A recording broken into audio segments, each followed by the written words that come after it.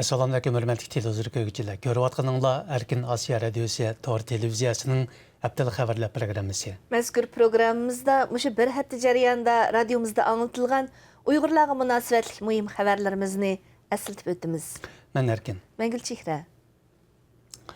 Yaqında G'uljidagi Ablajon Habibullah ailəsinin beşiği kelgan facialar Uyg'urlar diyoridagi siyosiy bostirish harakatlarida diniy e'tiqod omilining asosli hujum nishoni bo'layotganligini ko'rsatdi.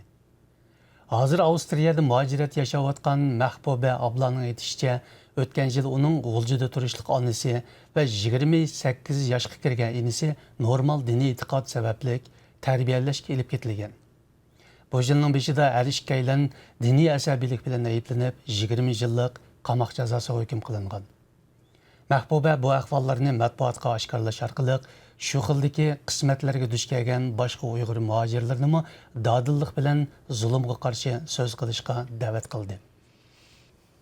Uyg'urlarning haq va huquqlari uchun so'z qilganligi sababli muddatsiz qamoqqa hukm qilingan Uyg'ur ziyolisi Ilhom To'xti davomliq jamoatning diqqatida bo'lmoqda.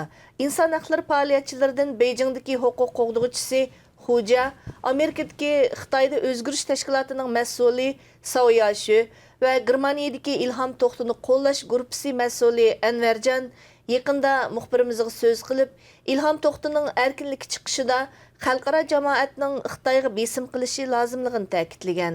Xuja bu vaqtda to'xtalib, Ilhom To'xtining turmada o'lib ketgan Liu Xiaoboga o'xshash taqdiriga mubtalo bo'lishidan ansirayman dedi. Anvarjon va Soyachi bu vaqtda so'z qilib, Ilhom To'xtini davomliq Saxarov mukofotiga o'xshash xalqaro mukofotlarga nomzodlik ko'rsatganligini bildirdi. Xalqaradagi dаңlıq axborot vositalaridan biri bo'lgan Pul muomala vaqti gazetining muxbiri Emily Feng yaqinda o'zining Uyg'urlar diyoridagi bevosita ziyarati haqida dunyo jamoatchiligiga ma'lumot berdi.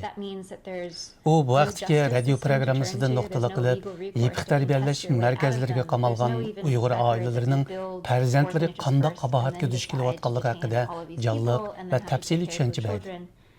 U bu vaqtdagi ma'lumotlar qatorida Uyg'urlarni bostirishning navbatda soqchi davlati sistemasi bo'yicha davom qilayotganligini, buning Uyg'urlarning kelgusi uchun og'ir va qorong'u soya tashlayotgan bir hodisa ekanligini ta'kidlagan.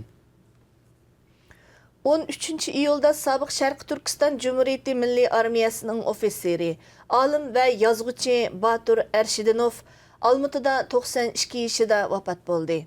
Ma'lum bo'lishicha, 1944 yildan 1949 yillargacha bo'lgan Sharq Turkiston inqilobining qatnashquchisi, Milliy harbiy maktabi va bosh qo'mondonlik shtabida xizmat qilgan Batur Arshidinov 1960-yillarga qadar G'ulja, Qashqa, Urumchi qatorliq joylarda harbiy va ma'muriy xizmatlarda bo'lgan.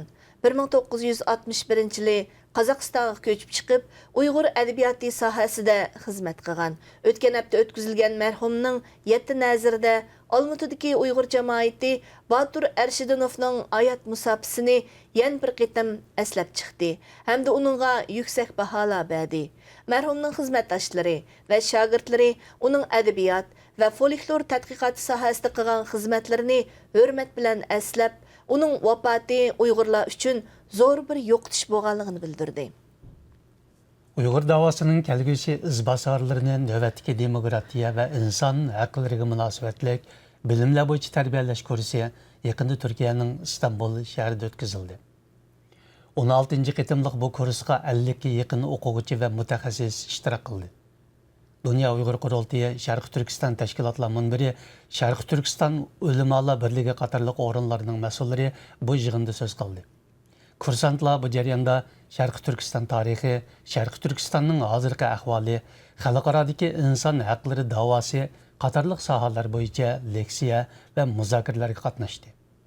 Bu qitimliq kursga qatnashgan Uyg'ur yoshlari bu qitimliq kursda o'zlarining ko'plagan yangi bilimlarini o'rganganligini bildirdi. Yaqında Xitoy hukumatining O'rta Sharqdagi musulmon davlatlarini iqtisodiy manfaatga bog'lash orqali qo'shlab foyda olmoqchi bo'layotganligi oshkor bo'lmoqda. Ma'lum bo'lishicha, navbatda Xitoy hukumati Saudiya Arabistoni, Arab Birlashma Xalifligi qatorliq davlatlar bilan zich munosabat o'rnatmoqda ekan. Ular mushu orqali ham o'zlarining neft import manbasini muqimlashtirish Hem bu musulmon davlatlar bilan do'st bo'lib olish orqali ularni Uyg'urlar haqida hech qanday so'z qilmaslikka ko'ndirmoqda ekan. Xitoy raisi Xi Jinping Arab Birlashma Xalifligini ziyorat qilib, bu el bilan iqtisodiy munosabatni kuchaytirishga bitishgan. Uyg'ur diniy olimlardan Ataullah Shahyari Xitoy, Saudiya Arabiston qatorliq davlatlar bilan bo'lgan munosabatlar haqida to'xtalib, Xitoy hukumati Saudiya Arabistondagi Uyg'urlarni Sharq Turkiston terrorchilarining iqtisodiy yordam manbasi deb qaraydi dedi. Hürmetli televizyon görgücüler yukarıda Erkin Asya Radyosu Tor Televiziyasının Haftalık Haberler programmasını gördüler. Gelir hafta görüşelim. Hayır hoş. Hayır hoş.